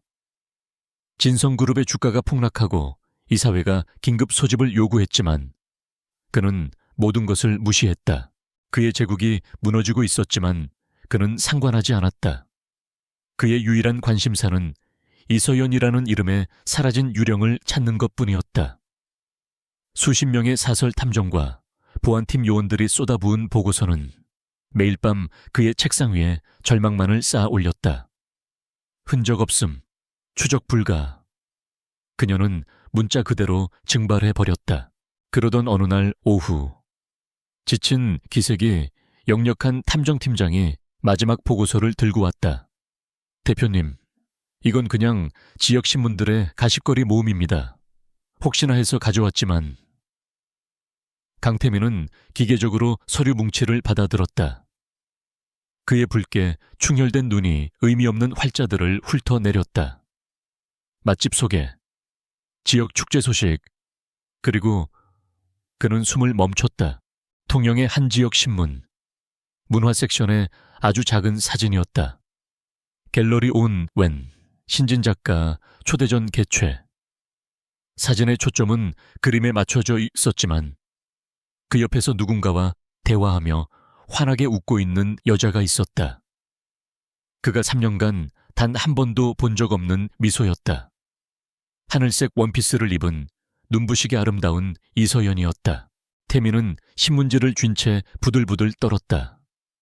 그 미소, 그것은 이 비서의 미소가 아니었다. 그 미소는 그를 향한 것이 아니었다. 그녀는 그 없이도 행복했다. 그 사실이 수천억의 손실보다 더 고통스럽게 그의 심장을 찔렀다. 그는 탐정팀장을 돌아보았다. 통영, 갤러리 온, 당장 헬기를 준비해. 그는 재킷을 움켜쥐고 사무실을 뛰쳐나갔다. 이사회도, 무너지는 주가도, 박유라의 분노도 그의 머릿속에 없었다. 서울에서 통영까지의 비행은 지옥처럼 길었다. 그는 헬기 안에서 끊임없이 이서연의 웃는 사진을 노려보았다. 무슨 말을 해야 할까? 미안하다, 돌아와줘, 사랑한다. 그 모든 말들이 그의 입안에서 서툴게 맴돌았다. 그는 단지 그녀를 다시 자신의 눈앞에 둬야 한다는 짐승 같은 본능에만 충실했다. 마침내 통영에 도착했다. 서울의 매연 대신 비릿한 바다 내음이 그의 폐를 찔렀다. 그는 주소를 들고 미친 듯이 차를 몰아 언덕 위에 위치한 갤러리 온을 찾아냈다. 오래된 목재와 통유리로 지어진 바다가 내려다 보이는 아늑한 공간이었다. 그 평화로운 풍경이 태민을 더욱 비참하게 만들었다. 이곳이, 이 안락함이 그녀를 자신에게서 빼앗아간 것이다. 그는 차에서 내리지 못하고 한동안 갤러리 안을 노려보았다. 그리고 그녀를 발견했다. 그녀는 창가에서 흰 도자기에 들꽃을 꽂고 있었다. 햇살이 그녀의 짧아진 머리카락을 부드럽게 감쌌다. 그녀 옆에는 한 남자가 서 있었다. 차민우였다. 그가 무언가 말을 건네자 서연이 고개를 들고 웃음을 터뜨렸다. 민우는 다정하게 그녀의 어깨를 가볍게 쓸어주었다. 강태민의 이성이 끊어졌다. 그가 3년간 소유했다고 믿었던 존재가 다른 남자 앞에서 저토록 무방비하게 웃고 있었다. 그 남자의 손길을 허락하고 있었다. 태민은 차문을 거칠게 열고 길을 건넜다. 그는 갤러리 문을 거의 부술듯이 밀고 들어갔다. 입구에 달린 작은 종이 요란하게 울렸다. 갤러리 안의 평화로운 공기가 순식간에 얼어붙었다. 음악 소리가 멈췄다. 서연은 소리가 난 쪽을 돌아보았다. 그리고 그 자리에 얼어붙었다. 그녀의 눈이 커졌지만 그 안에는 공포나 놀라움보다는 차가운 인식만이 담겨 있었다.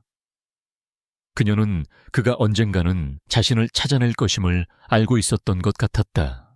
그녀는 강태민을 발견한 후에도 3년간 그가 익히 알던 이 비서의 모습으로 순식간에 돌아왔다.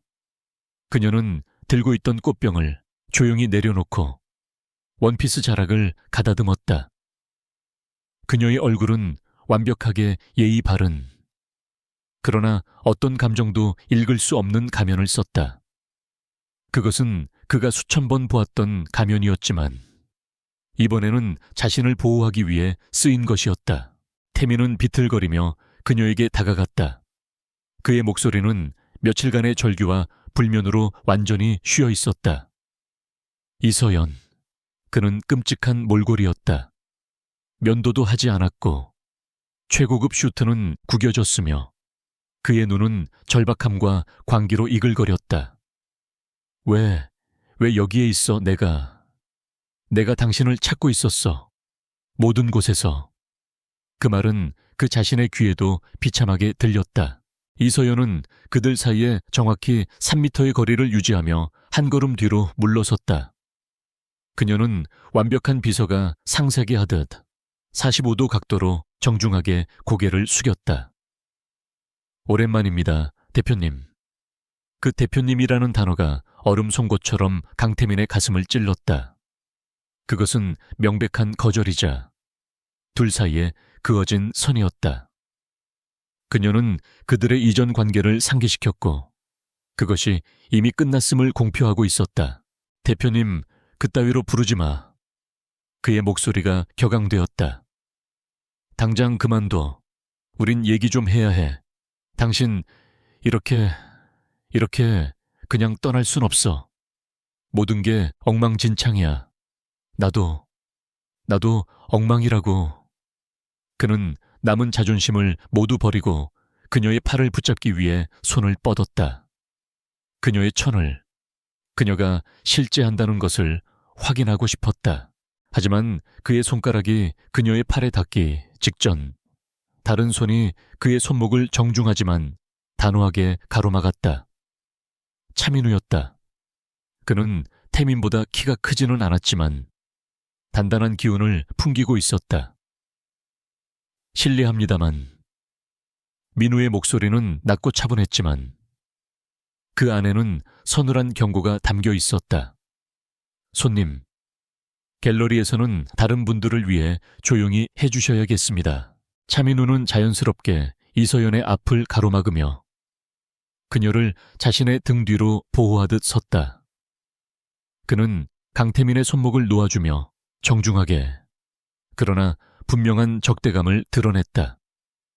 그리고 그가 태민의 눈을 똑바로 바라보며 말했다. 지금 근무 중입니다. 서연 씨에게 개인적인 용무가 있으시다면 먼저 저에게 말씀해 주시죠. 강태민은 자신의 손목에 잠시 머물렀던 민우의 손길과 그의 등 뒤에 숨겨진 이서연을 번갈아 보았다. 이 남자가 그녀를 서연 씨라고 불렀다. 이 남자가 그녀를 보호하고 있었다. 자신에게서부터. 진성그룹의 제왕이었던 강태민은 이 작은 바닷가 갤러리에서 완벽한 침입자, 불청객이 되어 있었다. 지독하게 씁쓸한 재회였다.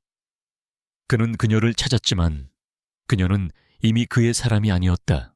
강태민의 시선은 차민우의 손에 고정되었다.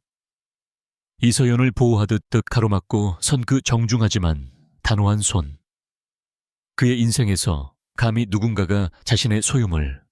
그는 여전히 그녀를 그렇게 생각하고 있었다. 의 손을 대거나 앞을 가로막은 적은 단 한 번도 없었다. 그의 혈관 속에서 뜨거운 것이 치밀어 올랐다. 그것은 단순한 분노가 아니었다. 태어나서 처음 느껴보는 원초적인 질투. 자신의 것을 빼앗긴 수컷의 맹렬한 적이었다. 그는 차민우를 경쟁 상대로 보지 않았다. 그는 단지 제거해야 할 장애물, 짓밟아야 할 성가신 벌레로 여겼다. 강태민은 경멸이 가득한 코웃음을 쳤다. 당신 따위가 감히 누굴 보호해. 그의 목소리는 며칠간의 피로에도 불구하고 CEO로서의 오만함으로 다시 날카로워졌다. 내가 누군지, 그리고 저 여자가 원래 내 사람이었는지 알고나 까부는 건가? 태민은 민우를 밀치고 서연에게 다가가려 했다. 그의 본능은 그녀를 붙잡아 이 평화로운 위선에서 끌어내는 것이었다. 하지만 민우는 꿈쩍도 하지 않았다. 그는 태민의 거친 기세에도 불구하고 산처럼 버티고 섰다. 저는 강태민 대표님이 누군지 압니다. 하지만 그건 중요하지 않죠. 민우의 차분한 목소리가 갤러리 안에 올렸다. 저는 서연 씨가 지금 누구인지 압니다. 그녀는 저희 갤러리의 소중한 큐레이터이고, 당신은 지금 내 사업장에서 내 직원을 괴롭히고 있습니다. 바로 그 순간, 태민은 두 사람 사이에 흐르는 미묘한 기류를 목격했다. 민우가 서연을 안심시키려는 듯 짧게 뒤를 돌아보자 서연은 그에게 미세하지만 분명한 감사의 눈빛을 보냈다. 그것은 신뢰의 증표였다. 그가 3년간 그녀에게서 단 한 번도 받아보지 못한 것이었다. 그 사소한 눈빛 교환이 태민의 마지막 남은 이성을 불태웠다. 그때 이서연이 차민우의 등 뒤에서 천천히 걸어 나왔다. 그녀는 더 이상 보호받는 존재가 아니었다. 그녀는 당당히 강태민의 앞에 섰다. 그녀의 목소리는 그가 기억하던 복종적인 톤이 아니었다. 그것은 차갑고 모든 감정이 배제된, 완벽하게 통제된 목소리였다. 대표님, 소란 피우지 마시고 그만 돌아가 주십시오. 그녀는 그를 대표님이라고 불렀지만 그 안에는 어떠한 존경심도 담겨 있지 않았다. 그것은 완벽한 타인을 부르는 호칭이었다. 태민은 그녀의 그 평온함에 충격을 받았다. 그녀는 두려워하고 있지 않았다. 오히려 지금 이 상황을 완벽하게 통제하고 있는 것은 자신을 버리고 떠난 비서, 이서연이었다. 그는 이 낯선 바닷가 마을에서 완전히 무장해제당한 기분이었다. 치욕감과 분노가 뒤섞여 그의 얼굴을 일그러뜨렸다. 그는 한 걸음 뒤로 물러섰다. 그는 이서연을, 그리고 감히 그녀를 보호한 차민우를 번갈아 노려보았다. 그의 눈빛은 살이마저 담고 있었다. 너, 그리고 이따위 구멍가게, 오늘 일을 반드시 후회하게 될 거다. 그는 짐승처럼 으르렁거리는 소리를 내뱉고는 갤러리 문을 거칠게 열고 폭풍처럼 사라졌다. 그는 헬기가 대기하고 있는 곳으로 돌아가는 대신 통영 시내가 내려다 보이는 최고급 호텔의 스위트룸을 잡았다. 그는 자신의 왕국으로 돌아가지 않았다. 그는 전쟁을 시작하기로 했다. 그는 샤워를 하고 완벽하게 면도를 했으며 서울에서 급히 공수해온 새 슈트로 갈아입었다. 다시 냉혹한 CEO 강태민의 가면을 쓴 그는 전화기를 들었다. 김 실장, 통영의 갤러리 온이라는 곳이다. 당장 사들여. 그의 목소리는 얼음처럼 차가웠다. 주인이 팔지 않겠다고 버티면 그놈이 거래하는 모든 곳을 찾아내. 작가들, 대관처, 은행 대출까지 숨통을 조여서 제발 사달라고 내 앞에 무릎 꿇고 빌게 만들어. 그는 수화기를 내려놓고 통영의 야경을 내려다보았다. 그는 이서연에게 보여줄 생각이었다. 돈과 권력, 그것이 이 세상의 유일한 법칙이라는 것을. 다음 며칠간 차민우의 작은 세계는 속절없이 무너져 내리기 시작했다. 공들여 준비했던 다음 달 기획전의 메인 작가가 갑자기 계약 파기를 통보해왔다. 갤러리 건물의 주인은 터무니없는 이유를 대며 즉각적인 임대 계약 종료를 요구했다. 소규모 운영 자금을 대주던 지역 은행에서는 갑작스럽게 대출금 전액 상환을 압박해왔다. 차민우는 사방에서 조여오는 압력에 혼란스러워했지만 이서연 앞에서는 애써 태연한 척했다. 하지만 이서연은 바보가 아니었다. 그녀는 3년간 강태민이라는 포식자의 그림자 속에서 살아남은 사람이었다. 그녀는 이 모든 재앙이 우연이 아님을 직감했다. 차민우의 창백해진 얼굴과 밤늦게까지 이어지는 절박한 통화들. 이 모든 것은 한 사람, 강태민의 잔인하고 노골적인 방식이었다. 그는 그녀를 설득하러 온 것이 아니었다. 그녀가 도망친 피난처를 불태워 그녀를 다시 빈손으로 만들 작정이었다. 그녀는 더 이상 기다리지 않았다. 그녀는 수소문 끝에 강태민이 머물고 있는 호텔을 알아냈다. 그녀는 로비의 제지를 뚫고 분노에 차 펜트하우스 스위트룸으로 향했다. 문이 열리자 강태민이 그녀를 기다리고 있었다. 그는 마치 승리자처럼 완벽하게 차려입은 채 소파에 앉아 와인을 음미하고 있었다. 그는 그녀가 올 줄 알았다는 듯이 오만한 미소를 지었다. 결국 왔군. 역시 이서연은 현명해. 그가 와인잔을 흔들며 말했다. 그런 시골 구석은 당신의 재능을 담기에 너무 좁았어. 이리 와. 태민은 테이블 위에 놓인 서류 봉투를 가리켰다. 그 갤러리, 내가 인수하지.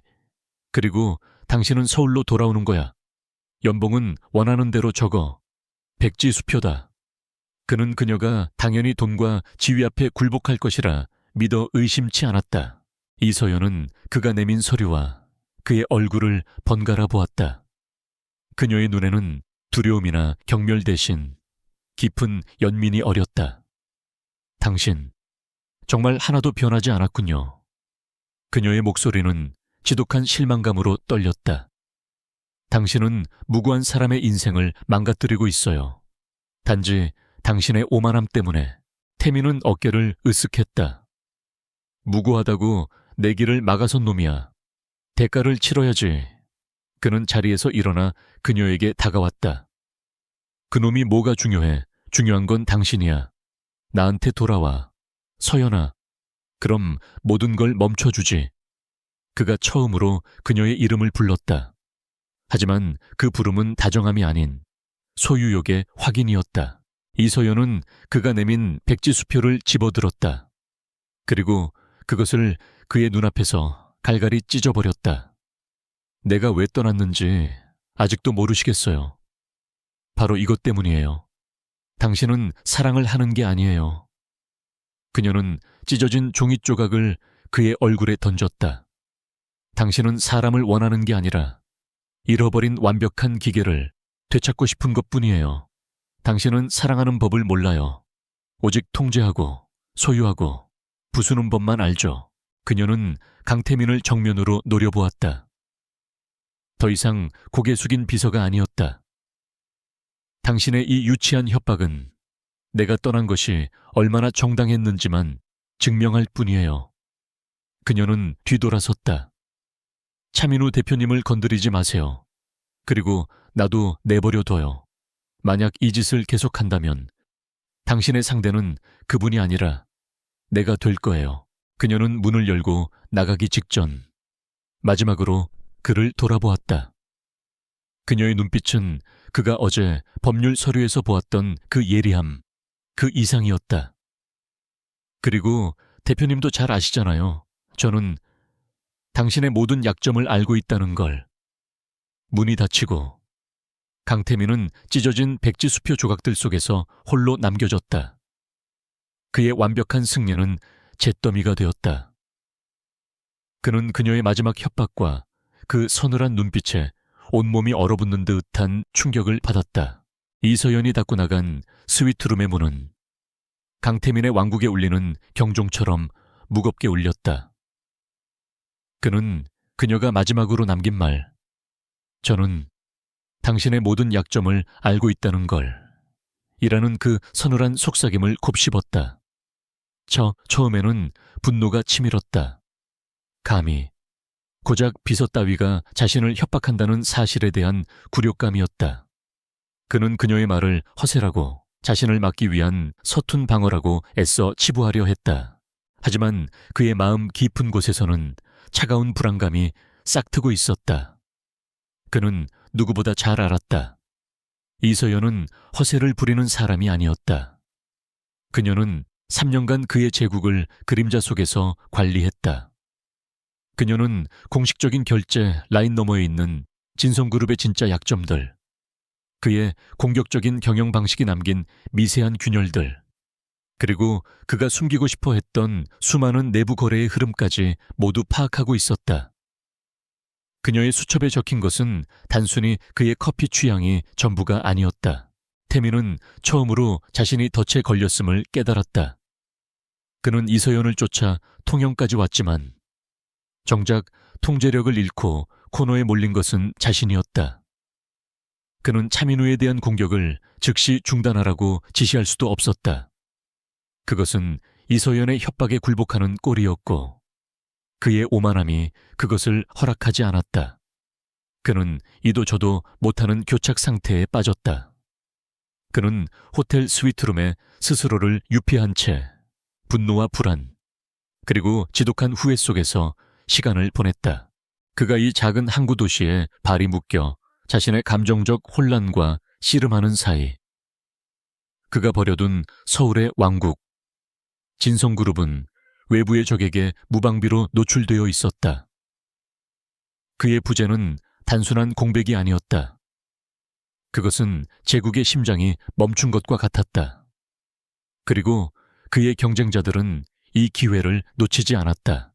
재앙은 예고 없이 찾아왔다. 태민이 통영에 머무른 지 닷새째 되던 날 아침, 김 실장에게서 지옥의 문이 열렸음을 알리는 전화가 걸려왔다. 김 실장의 목소리는 평소의 냉정함을 잃고 공포에 질려 있었다. 대표님, 지금 당장 서울로 복귀하셔야 합니다. 태양그룹, 박유라의 아버지, 박 회장이 우리에게 전면전을 선포했습니다.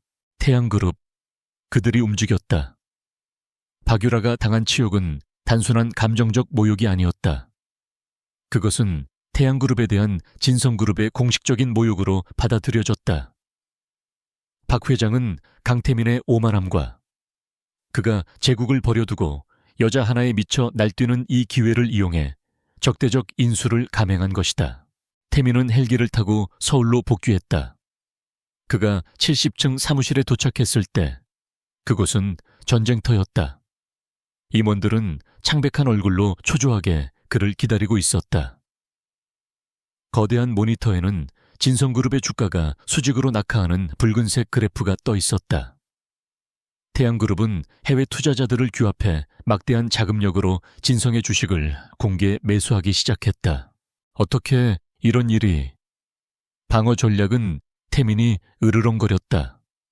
전략기획실장이 떨리는 손으로 데이터를 올렸다. 그게 문제입니다, 대표님. 그들이 우리의 가장 취약한 고리를 정확하게 노리고 들어왔습니다. 그는 화면에 진성글로벌 로지스틱스, 유럽법인의 재무 구조도를 띄웠다. 저희의 유럽 시장 확장을 위한 핵심 자금줄이었는데 이곳의 부채 구조와 자금 흐름의 약점을 정확하게 파고들었습니다. 강태민은 화면에 떠 있는 복잡한 도표를 노려보았다. 그의 머릿속이 차갑게 식어갔다. 저 구조도, 저 복잡한 자금의 흐름, 저것은 그가 1년 전 야심차게 추진했던 프로젝트였다. 그리고 그는 숨이 멎는 듯했다. 이 장면이 낯설지 않았다. 그의 기억 속 어딘가에서 이와 똑같은 경고를 본 적이 있었다. 그는 미친 듯이 자신의 책상을 뒤졌다.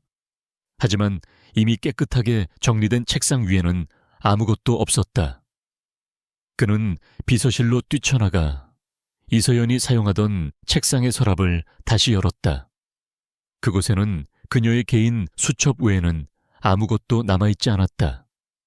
아니야, 그게 아니었어. 그는 중얼거렸다.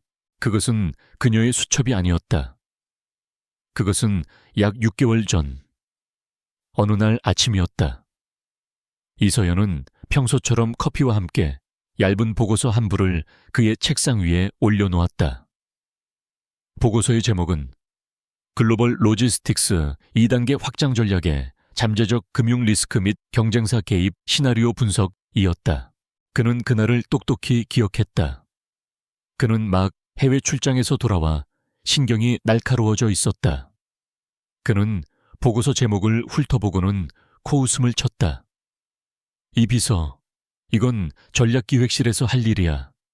당신은 내 일정이나 챙겨. 그는 그녀의 얼굴에 대고 차갑게 말했다. 주제넘게 굴지 마.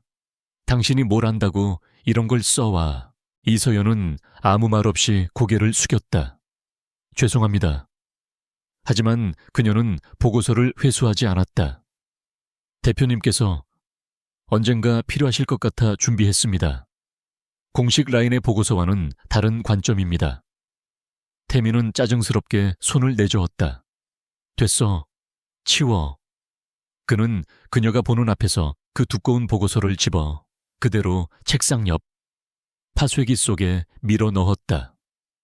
윙 하는 소리와 함께 그녀의 수고는 가루가 되어 사라졌다. 그는 지금 그 파쇄기 앞에 망연자실하게 서 있었다. 자신이 주제넘은 짓이라고 무시했던 바로 그 보고서. 그녀가 다른 관점이라고 말했던 그 분석. 그것이 지금 태양그룹이 자신의 심장을 찌르는 칼날의 설계도였다. 그녀는 이 모든 것을 6개월 전에 정확하게 예측하고 있었다. 그녀는 그에게 방패를, 아니, 미래를 예언하는 지도를 주었지만 그는 자신의 오만함으로 그것을 찢어 발겼다. 그의 부재가 이 위기를 초래한 것이 아니었다. 그의 오만함이 이 위기를 초래한 것이었다. 이서연에 대한 그의 맹목적인 집착이 회사를 위험에 빠뜨렸고, 이서연에 대한 그의 과거의 지독한 무시가 이제 그의 제국 전체를 무너뜨릴 방아쇠가 된 것이다.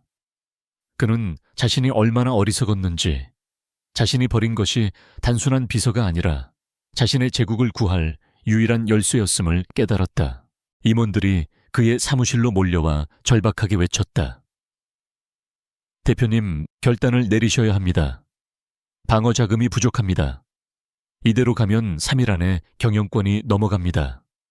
강태민은 쏟아지는 비명 같은 보고들을 뒤로하고 자신의 사무실 창가에 섰다. 그는 텅 빈 이서연의 자리를 내려다보았다. 그는 모든 것을 잃을 위기에 처했다. 그의 회사, 그의 명예, 그의 미래, 그리고 이 지옥에서 자신을 구해줄 유일한 사람은 자신이 가장 잔인하게 상처 입히고 쫓아냈던 바로 그 여자였다. 그는 자신의 휴대폰을 꺼내 들었다. 연락처 목록에는 이 비서라는 이름이 없었다. 그녀가 떠나며 모든 기록을 지웠기 때문이다. 그는 그녀에게 연락할 방법조차 몰랐다. 그는 자신의 오만함이 만든 완벽한 감옥에 갇혀버렸다. 통영의 작은 바닷가 마을은 서울의 금융전쟁과는 아무런 상관이 없는 듯 평화로웠다. 하지만 이서연은 더 이상 그 평화를 온전히 누리지 못했다. 진성그룹의 위기에 대한 뉴스는 그녀가 아무리 외면하려 해도 스마트폰 화면과 갤러리 방문객들의 수군거림을 통해 끊임없이 그녀의 세계로 침투했다. 진성그룹, 적대적 M&A 위기 창사 이래 최대의 시련, 강태민 CEO, 경영권 상실 위기, 태양그룹의 무자비한 공세. 그녀는 갤러리 창가에 서서 바다를 바라보았지만 그녀의 눈에 비친 것은 잔잔한 물결이 아니었다. 그녀의 눈앞에는 자신이 파쇄기에 갈아 넣으라고 명령받았던 6개월 전에 그 보고서 표지가 어른거렸다. 그녀는 이 모든 사태를 정확하게 예측했다. 태양그룹이 공격 지점으로 삼은 유럽 법인의 취약한 자금 구조. 그것은 강태민의 야심이 빚어낸 가장 위험한 균열이었고 오직 그녀만이 그 위험성을 인지하고 있었다. 그날 저녁 그녀는 자신의 작은 방에서 태블릿 PC로 뉴스를 확인했다. 화면에는 진성그룹 본사 로비로 들어서는 강태민의 모습이 잡혔다. 그가 통영에서 보았던 절박하고 광기 어린 모습과는 또 달랐다. 그는 수많은 기자들에게 둘러싸여 있었지만 모든 것을 잃은 사람처럼 공허하고 지쳐 보였다. 3년간 완벽하게 빛나던 그의 갑옷은 완전히 부서져 있었다. 그 모습을 보는 이서연의 마음은 복잡하게 갈라졌다. 솔직히 말해 아주 작은 부분은 통쾌함을 느꼈다. 자신의 경고를 무시하고 자신을 커피나 타는 기계 취급했던 남자의 처참한 몰락이었다. 하지만 그 감정은 아주 잠깐 스칠 뿐. 그녀의 심장을 더 무겁게 짓누르는 것은 알 수 없는 고통과 안타까움이었다. 그는 오만했지만 진성그룹에 대한 그의 열정만큼은 진심이었다. 그리고 그녀는 그 제국을 지키기 위해 3년간 자신의 모든 것을 바쳤다.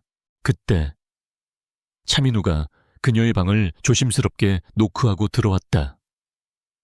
그는 그녀가 뉴스를 보고 있는 것을 보고 따뜻한 허브티를 그녀의 손에 쥐어주었다.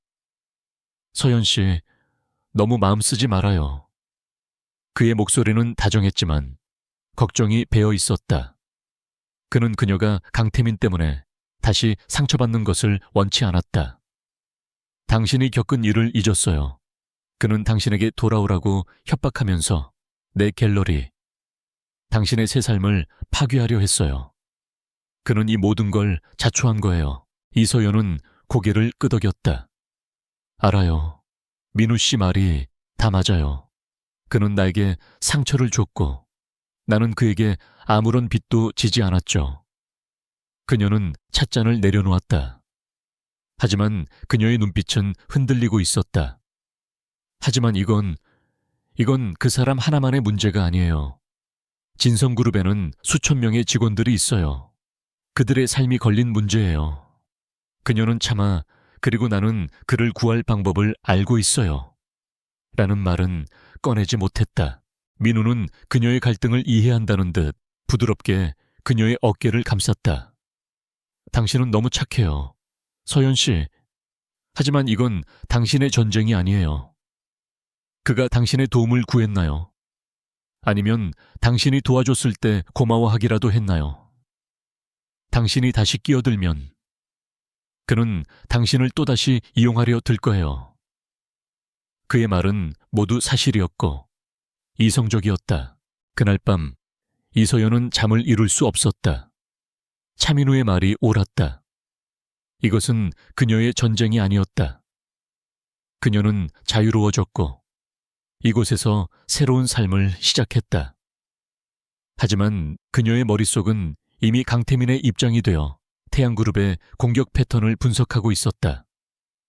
그녀는 강태민이 만든 전략의 미로를 설계자의 시점에서 바라보고 있었고 그 미로의 유일한 탈출구를 그녀만이 알고 있었다. 그녀는 침대에서 벌떡 일어났다. 이건 강태민을 위한 게 아니야. 그녀는 스스로에게 다짐했다. 이건 3년간의 내 헌신에 대한 마침표야.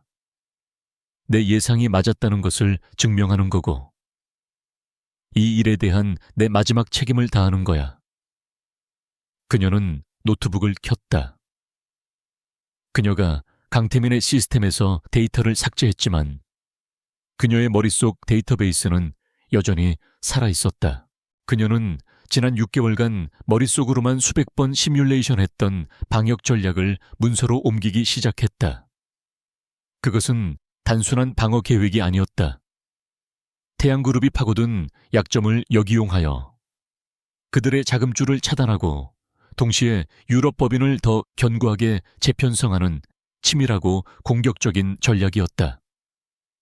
그녀는 관련 법규, 해외 자본시장의 흐름, 그리고 태양그룹 박 회장의 성향까지 모든 변수를 고려했다. 밤이 깊어지고 동이 터 올 무렵 그녀는 100페이지가 넘는 완벽한 전략 보고서를 완성했다. 그것은 6개월 전 파쇄기에 갈렸던 그 보고서의 완성본이자 진성그룹을 구할 유일한 해독제였다. 그녀는 잠시 망설였다. 이 파일을 보내는 순간 그녀는 다시 그 지옥과 연결될 수도 있었다. 하지만 그녀는 보내기를 눌러야만 했다. 그녀는 몇 달 전 미리 만들어 두었던 추적이 불가능한 익명의 암호화된 이메일 계정으로 접속했다. 그녀는 이 파일을 단 한 사람에게 보냈다. 강태민이 비서실조차 모르게 사용하던 오직 그녀만이 알고 있던 그의 가장 사적인 이메일 주소였다. 본문에는 아무것도 적지 않았다.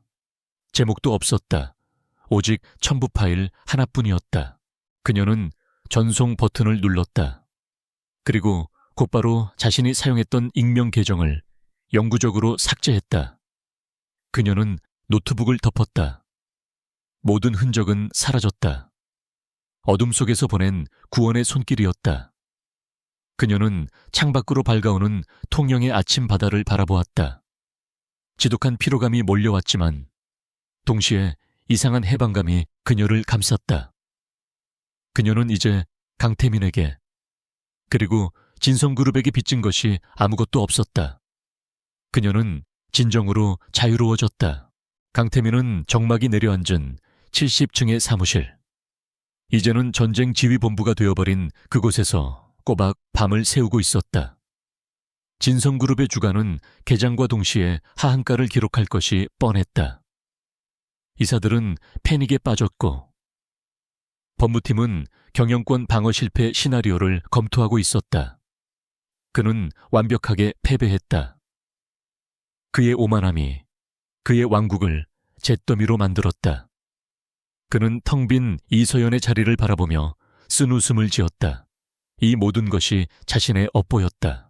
바로 그때 그의 책상 위에 방치되어 있던 개인 태블릿에서 희미한 알림음이 울렸다.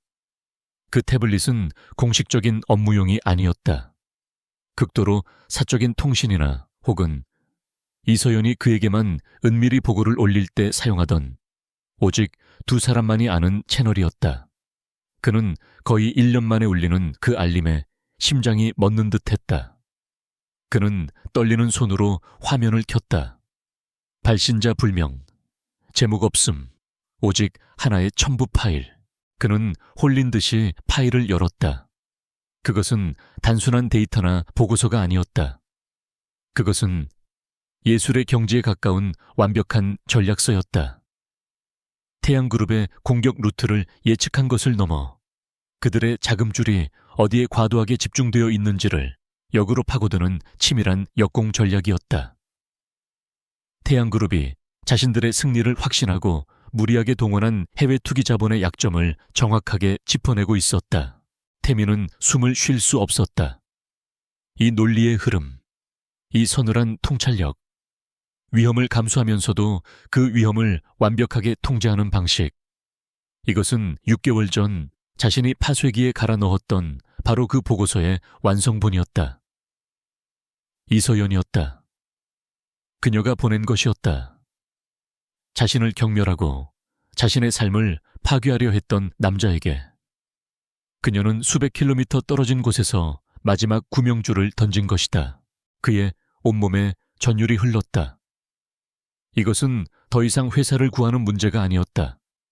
이것은 그녀의 천재성에 대한, 그녀의 헌신에 대한, 그리고 자신이 짓밟았던 그 마음에 대한 경의를 표하는 의식이었다.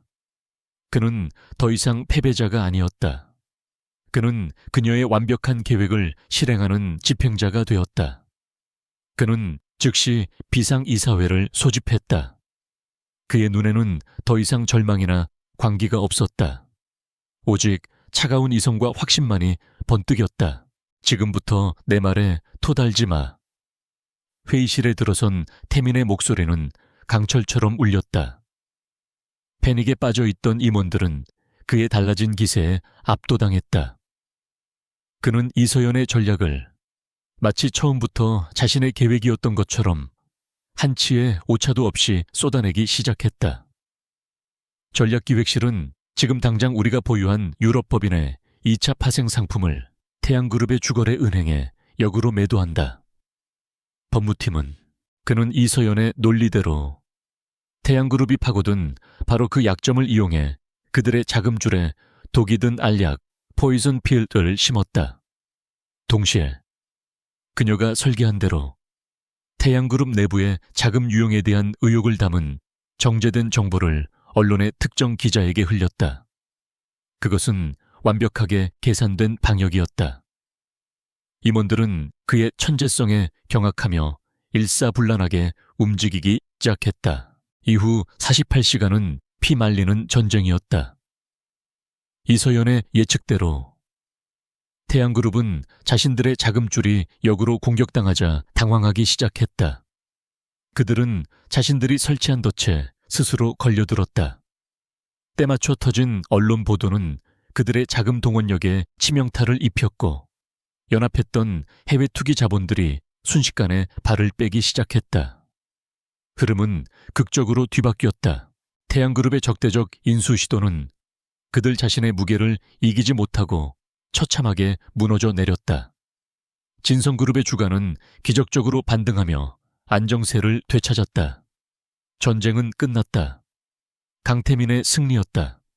회의실은 임원들의 환호와 박수갈채로 가득 찼다.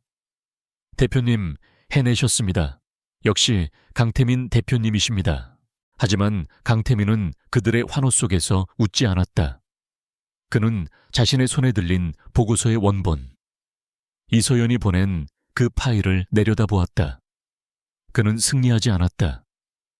그녀가 승리한 것이다. 그는 단지 그녀의 지시를 따랐을 뿐이었다. 3년간 그녀를 무시하고 모욕하고 그녀의 삶을 파괴하려 했던 자신이 결국 그녀의 자비로 인해 구원받았다. 그는 지독한 수치심과 공허함에 휩싸였다. 그는 자신이 무엇을 해야 하는지 알았다. 이 승리는 자신의 것이 아니었기에 그는 이 왕좌에 앉아있을 자격이 없었다. 그는 전 임원이 모인 자리에서 마이크를 잡았다. 모두가 그의 승전보를 기대하고 있었다. 오늘 진성그룹은 위기를 넘겼습니다. 그의 목소리는 차분했다.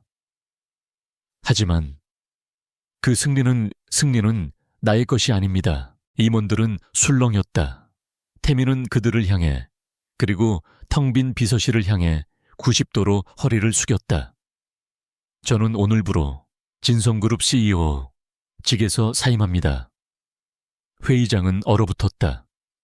그는 자신의 치명적인 판단착오와 경영상의 오만함이 회사를 위기에 빠뜨렸음을 시인했다.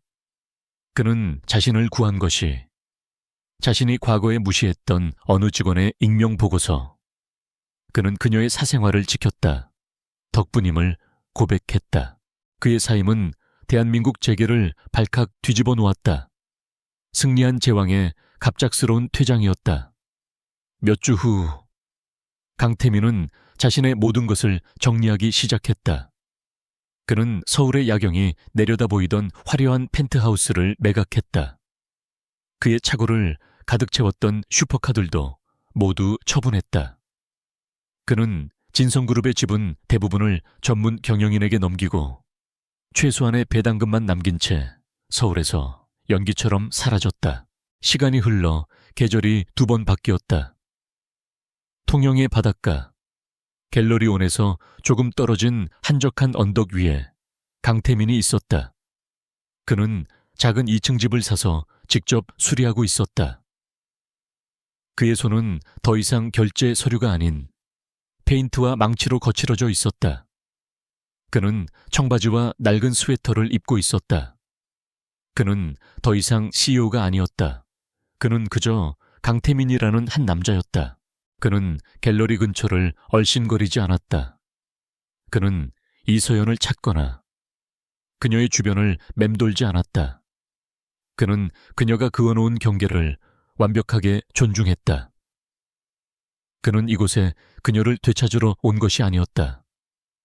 그는 이곳에 사는 법을 배우러 온 것이었다. 그는 아침마다 바닷가를 달렸고 서툰 솜씨로 요리를 했으며 지역 도서관에서 책을 빌려 읽었다. 그는 말 대신 행동으로 자신의 속죄를 이어가고 있었다. 이서연은 그가 사임했다는 뉴스를 들었을 때 충격을 받았다. 그가 모든 것을 팔고 서울을 떠났다는 소식을 들었을 때는 혼란스러웠다. 그리고 몇 달이 지나 그가 이 작은 마을에 살고 있다는 것을 우연히 알게 되었다. 그녀는 시장에서 장을 보는 그를 멀리서 본 적이 있었다. 그는 평화로워 보였다. 그리고 인간적으로 보였다. 그는 결코 그녀에게 접근하지 않았다. 봄이 완연한 어느 날 오후, 이소연은 갤러리 근처의 작은 야외 카페에서 책을 읽고 있었다. 따뜻한 햇살이 그녀의 어깨 위로 쏟아졌다. 그때 카페 입구에 작은 종이 울렸다. 그녀는 무심코 고개를 들었다. 강태민이었다. 그는 그녀를 발견하고 그 자리에 얼어붙었다. 그는 그녀의 공간을 침범한 것을 깨닫고 당황하며 돌아서려 했다. 바로 그때 이서연이 그를 불렀다. 저기요. 그녀의 목소리는 맑았다. 태민이 멈춰서서 그녀를 바라보았다. 이서연은 3년간 단 한 번도 그에게 보여주지 않았던, 1년간 차민우에게 보여주었던 그 미소와도 다른 온전하고 평화로운 미소를 지었다. 그것은 비서의 미소도 피해자의 미소도 아니었다. 동등한 한 인간의 미소였다. 그녀는 자신의 맞은편 빈 의자를 가볍게 가리켰다. 강태민은 그녀의 초대에 놀라 잠시 망설였다. 그는 천천히 조심스럽게 그녀에게 다가갔다. 그가 의자에 앉자 두 사람 사이에는 잠시 어색하지만 따뜻한 침묵이 흘렀다. 멀리서 파도 소리가 들려왔다. 마침내 태민이 먼저 입을 열었다. 그의 목소리는 그가 기억하는 한 가장 부드러웠다. 안녕하세요. 이서연 씨. 이서연은 책을 덮고 그를 정면으로 바라보았다. 그녀의 눈에는 더 이상 두려움이나 의무감이 없었다. 안녕하세요. 강태민 씨.